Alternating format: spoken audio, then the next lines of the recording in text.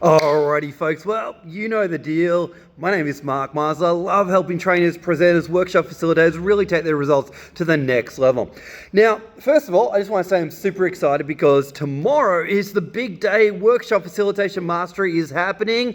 If you haven't got your ticket, you really should have. But the next one is running in December, so if you want to come along to that one, highly recommend that you come along. And it's a great event to really take your presenting skills, your public speaking skills, and your facilitation skills to the next level. Now, we do have limited numbers, of course, I got to throw that line out there. But the other thing I will say is every time I run it, afterwards the price goes up for the next one, right? So just be aware that people come along, they get massive value, and then I'm like, oh my gosh, I'm undercharging again, right? So I do pop up the price a little bit each time. So the earlier you get in, the cheaper your price is going to be. Now, that's enough of my sales pitch. Today's topic is the 5 pillars to giving effective feedback. The 5 pillars to giving effective feedback, right? So at the end of the day, if you are training, if you are presenting, if you're running workshops, part of what you do will be giving people feedback on their performance, right? They're going to do something, then you go and give them feedback, right? And there's 5 pillars to be able to do it really, really well, right? So let's jump into it. You may want to grab a pen and get ready to write. So the first pillar is timing. It's timing. So if you want to grab a pen, write down timing. So the first thing we need to think about is now the best time to give the feedback, right? So are they, the receiver, in the right headspace to even receive the feedback? If someone's running from a meeting to another meeting, probably catching them and saying, all the feedback that you've got to say is probably not the best way or the best time to do it because they don't have the headspace to take in what you're about to tell them, right? So you may want to book a 5-minute conversation with them or just say, look, can I catch you later on? It's just something I'd love to share with you. And just catch them at the right time. Also, you might want to think about, is telephone, is text, is face-to-face, what's the best medium to be giving that feedback, right? So number one thing, first of all, is timing. Are they in the right headspace to hear it or the best state of emotion? Next one is specificity, right? So you need to be aware that you want to be really, really specific with what you are saying. There's a lot of comments out there which are like quasi-feedback, right? And my view is that feedback is only valuable if it tells people specifically what they did wrong and specifically how to fix it. What they did wrong and how to fix it. So it's kind of like if you're a chef at a restaurant and someone hands you a feedback form and it says, I didn't like the rice, and you receive the form, it's like, well, what do I do with that, right? You have to, when you're giving feedback, say, what didn't you like about the rice and how could the rice be better, right? Well, I didn't like the rice because it was too dry, and if the rice was wetter, it would be even better.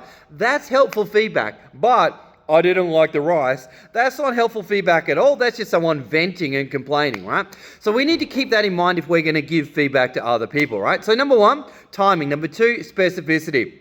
Number 3 is a strategy on how to fix it. A strategy on how to fix it. For example, saying, I don't like your tonality. Well, that's not really helpful feedback at all. And at the very end of this, I'm going to give you an example about how we can provide effective and helpful feedback, right? So number 1, timing. Number 2, specificity. Number 3 is a strategy on how to fix it. Number 4 is empowerment. So when we give the feedback, we want to ask the person, does that make sense? Does it feel like something you could action going forward? And does it feel like something that you could try going forward, right? So that's empowerment. If they don't own it, they're not going to change it. If they don't own it, they're not going to change it. Now, the last one, number 5, is reinforcement. You probably want to write that one down, reinforcement. Because the idea is we provide all the feedback, then they go away and do it, but then they're wondering, have I done it correctly? Have I got it correct? I don't know. And so you've got to have some sense of, yep, you are on the right track, you're doing the right thing, and that piece of feedback that you implemented, that was perfect, right? So let's do a quick example. Now, let's imagine you've just watched someone do a presentation. Just watch them do a presentation. And you want to give them some feedback. So how do we do that? Well, we're going to walk up to the person and we're going to say, hey, Mary, really great job on that presentation. There were some things that you really, really nailed. Now, Mary, would it be okay if I shared with you one way that you can make your delivery even more powerful and even more impactful, Mary? Would that be okay with you? Yeah, that'd be great. Awesome, Mary. So one thing I really loved was when you told your story about going to Africa. That was really cool. I really loved that story. Now, just one thing I noticed though was when you were talking about the lions, I noticed that your tonality went up quite a lot. And I noticed that that kind of disconnected you from the story and from the audience. One thing that you may want to think about going forward is instead of going up with your tonality at that point, maybe go down in your tonality when you're talking about the lions. Does that kind of make sense, Mary?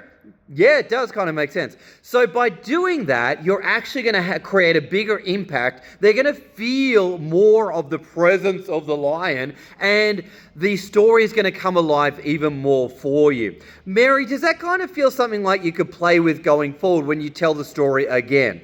Yes, it does. Fantastic, Mary. So going forward, I'd love you to go out there, deliver the story definitely again, and I'd love to watch you, and then I'll let you know if you're on the right track.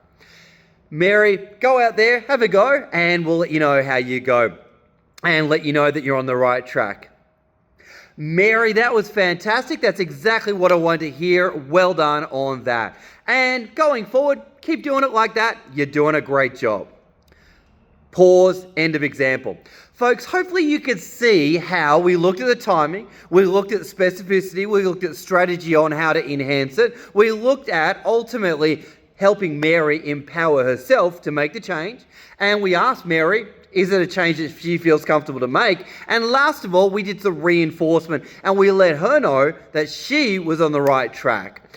Folks, hopefully that made sense, and hopefully you can see all those critical components that go into giving really effective feedback. Folks, if you got some value from the video, like, comment, share. Let's get the message out there, and let's really raise the level of feedback that we give to other people, because I would postulate that feedback is the bridge to transformation. And if the feedback isn't very helpful, well, it's not very helpful, and not much transformation is actually going to take place.